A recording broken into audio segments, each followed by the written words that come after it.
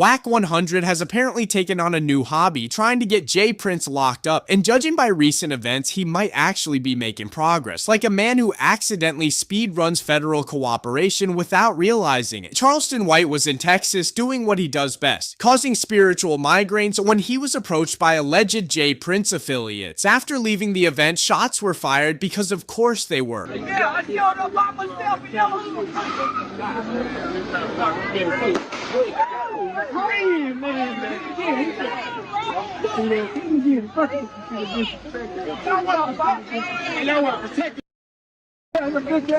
Moments later, Akademiks calls Charleston on stream, conducting what can only be described as the world's most chaotic customer satisfaction survey. Charleston gives his version of events, and Akademiks immediately calls Wack 100, who jumps into the conversation like he's auditioning for a role as guy who says too much. Charleston, I'm on stream. I was just kind of recapping. You know, it looked like you had an assassination attempt. I was recapping. This shit is crazy. I did have an update. You know, I reached out to J Prince Jr. He gave me a statement. He sent me a video, and I really wanted to figure. First of all, I want to say, are you okay? What really happened? Because like, So here's the thing. So I was booked. So there's a media company out of Houston, an up-and-coming media company, booked me for this new podcast that's been getting traction called The Chill Show, right? So they came to Dallas, filmed me about 3 weeks ago. So they booked me to come back. So this was a spontaneous booking, right? So I flew in late Monday. I did a late night filming. Got up that Tuesday. I called Dr. Candace and said, hey, Dr. Candace, I'm in your city. I saw you having a flyer tonight. I might pop up. I don't know if I have time. So she didn't know if I was coming or not, right? So I had no idea based off the address because I never looked in Google where I was going. I made a detour. I think the GPS for ETA was 40 minutes. So I got there about 4:30. The event was from 5 to 9. When I got there, Hellcat saw a mural on the wall and said, we're in 5th Ward. That's when I realized where I was. Okay, so 5th Ward. I see. So 5th Ward is where J Prince Jr. Like that's their kingdom. That's their kingdom, nigga. So I look over there. It's a big old mural. It's a mural of J Prince on the wall. Really? Okay. My mind, of course, I get alarmed. My mind tell me, man, you're at Dr. Candace Matthews' event. I'm sure that them niggas ain't dumb enough to do nothing here. This woman is a representative of the people. I'm actually at J Prince's establishment. It's called The Nickel. So Dr. Candace, my back is turned. I heard Dr. Candace trying to introduce me to somebody. All I heard is, I don't fuck with that nigga. When I turn around, I see a nigga that look very familiar. Look like the nigga that I done had some problem with. So I don't remember the nigga, but I remember his face. So I see him go talk to Dr. Candace's husband. What alarmed me, I don't know what he's saying. I saw Dr. Candace's personal security body language change. Yeah. That's what made me start paying attention. So this nigga go over in the corner, pull his phone out, take a picture of me, and I see him send it out. He go outside, talk on the phone. Everybody got good energy except this one particular individual. They come to me and tell me this nigga said I sent a dick picture to him. I said, oh, is that what his jaw was tight about?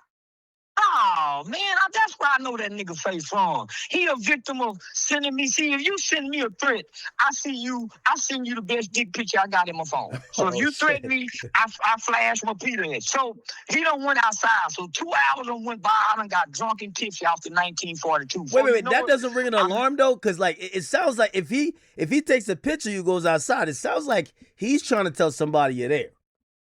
I'm already knowing, but I can't abort mission because I'm having fun. I'm enjoying myself. Yeah, but your head got to be on a swivel. Like I know how I see you. You always in the trenches. You know how to move. I'm by myself with a lesbian stud. I ain't got no mace on me. I ain't got nothing on me, so I know I'm vulnerable. But my safety you ain't had to is in the protection. I didn't have nothing. Damn. I'm relying on the fact that these niggas ain't that stupid to do nothing with a lady that's connected with public officials. And guess what? There are people in the building who's running for elected officials that's on the ballot to be candidates. So these are candidates. These are Republican, Democrat candidates is in the building. White people, Mexican, everybody. So I know Mr. J Prince is not going to put a stain on his sister political event / birthday party. So this is my cover in my mind.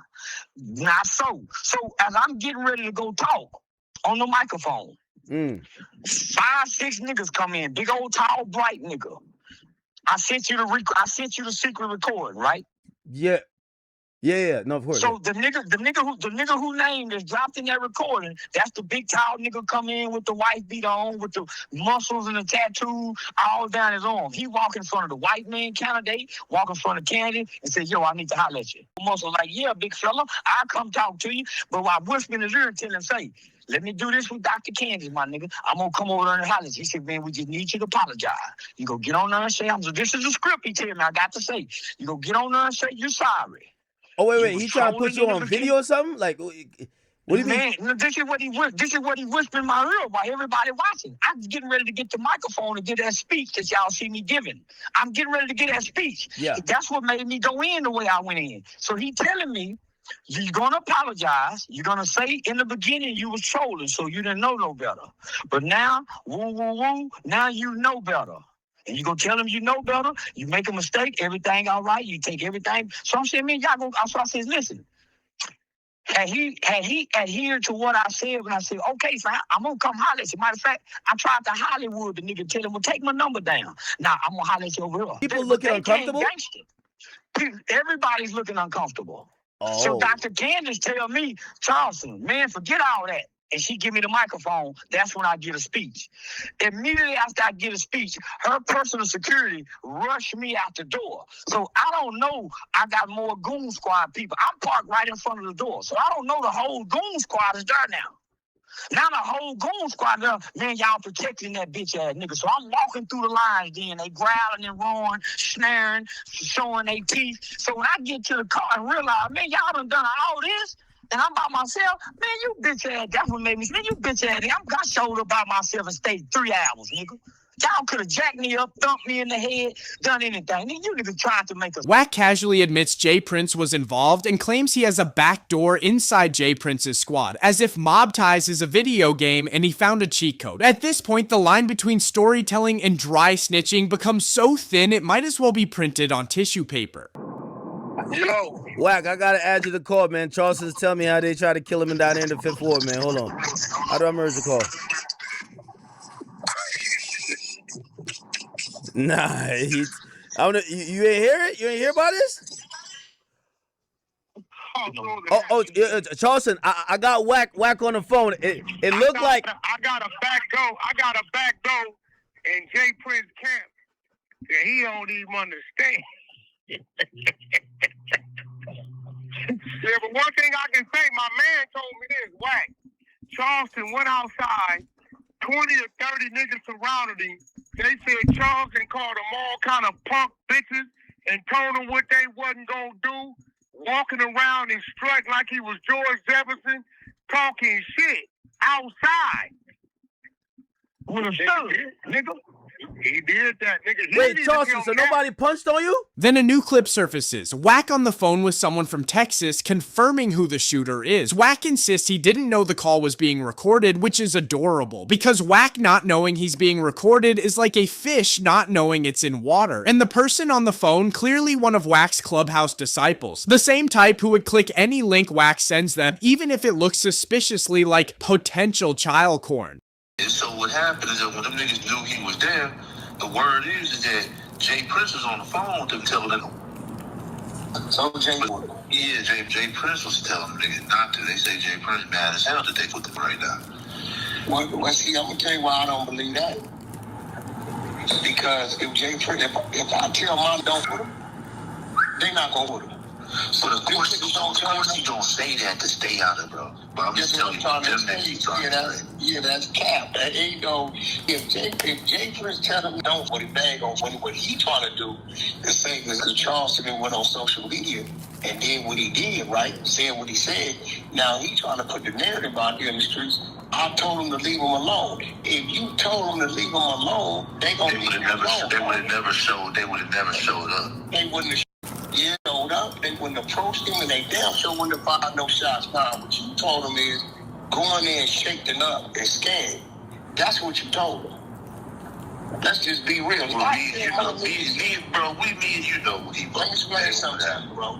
I have been places when women, and Charleston don't even know this.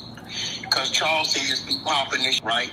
Charleston and these, he don't even know these the two hoodies just because they crip, right?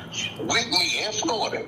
And they eyes lit up when they saw Charleston. And I simply took my hand across my throat and said, it ain't happening. And then when it sat down, and Charleston never even felt a bit of tension. So you can't tell me, right, if you telling me you got me, well, tell your team, hey, ain't nothing happening. Then they gonna go on there and press 5 shots down at what he trying to do now. Trying to put it up. They went there because it's gonna get to the winner. This video was originally meant to focus on Charleston White and J Prince, but the moment that phone call clip dropped, it became obvious Wack was using the situation to aim federal attention directly at mob ties. The Texas caller claims J Prince told his people not to touch Charleston White. Wack responds with the kind of logic only Wack possesses. If J Prince said don't do anything, that must mean he ordered everything. Wack is steering the feds toward mob ties while using media as a shield so he doesn't get labeled a snitch. It's a strategy that's equal parts reckless and genius. Start beef with street figures, call for fades you'll never attend, make murder allegations, and yell Peru like you're trying to summon a demon.